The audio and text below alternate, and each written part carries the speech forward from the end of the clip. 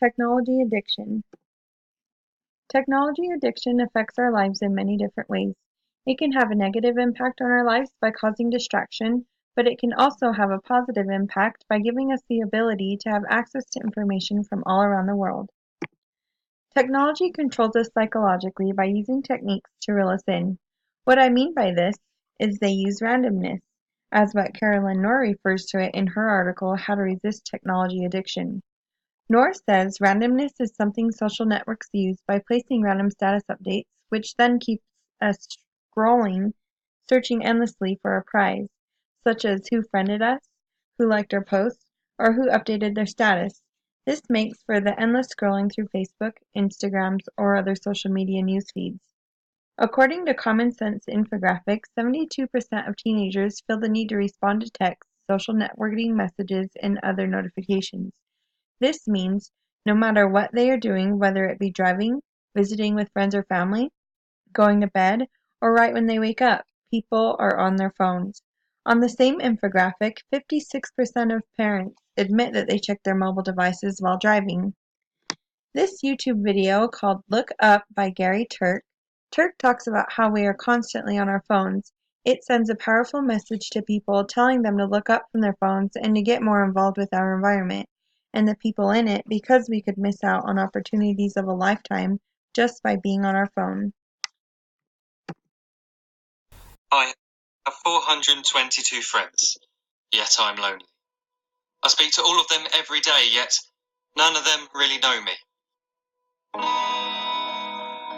The problem I have sits in the spaces between looking into their eyes or at a name on a screen. I took a step back and opened my eyes. I looked around and realised that this media we call social is anything but when we open our computers and it's our doors we shut.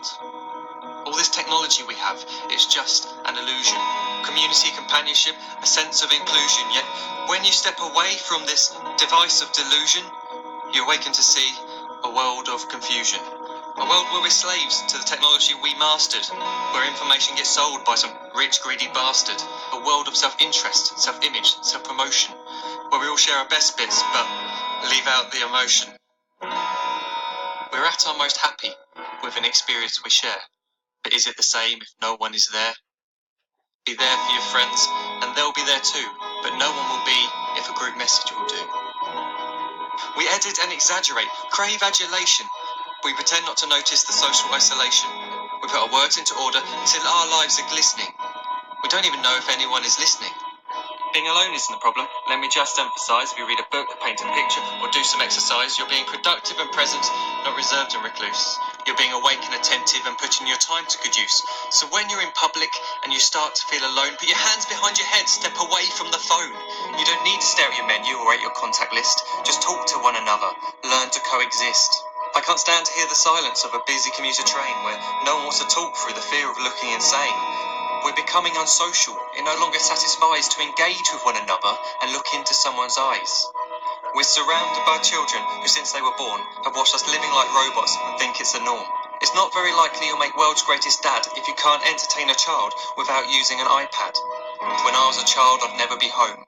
Be out with my friends on our bikes, we would roam. I'd wear holes in my trainers and graze up my knees. We'd build our own clubhouse high up in the trees. Now the park's so quiet it gives me a chill. See no children outside and the swings hanging still. There's no skipping, no hopscotch, no church and no steeple. We're a generation of idiots, smartphones and dumb people. So look up from your phone, shut down the display. Take in your surroundings, make the most of today. Just one real connection is all it can take to show you the difference that being there can make. Be there in the moment that she gives you the look that you remember forever as when love overtook. The time she first holds your hand or first kiss your lips. The time you first disagree but still love her to bits.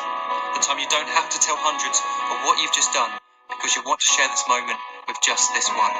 The time you sell your computer so you can buy a ring for the girl of your dreams who is now the real thing. The time you want to start a family and the moment when you first hold your little girl and get to fall in love again. The time she keeps you up at night and all you want is rest, and the time you wipe away the tears as your baby flees the nest. The time your baby girl returns with a boy for you to hold, and and the time he calls you granddad and makes you feel real old. The time you take in all you've made just by giving life attention, and how you're glad you didn't waste it by looking down at some invention. The time you hold your wife's hand, sit down beside her bed, you tell her that you love her, lay a kiss upon her head. She then whispers to you quietly, as her heart gives a final beat, that she's lucky she got stopped by that lost boy in the street.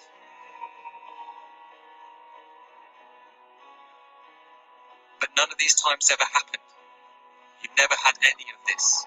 When you're too busy looking down, you don't see the chances you miss.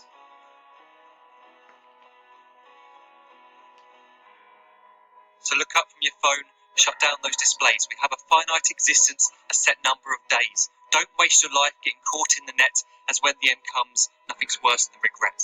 I'm guilty too of being part of this machine, this digital world we are heard but not seen, where we type as we talk and we read as we chat, where we spend hours together without making eye contact.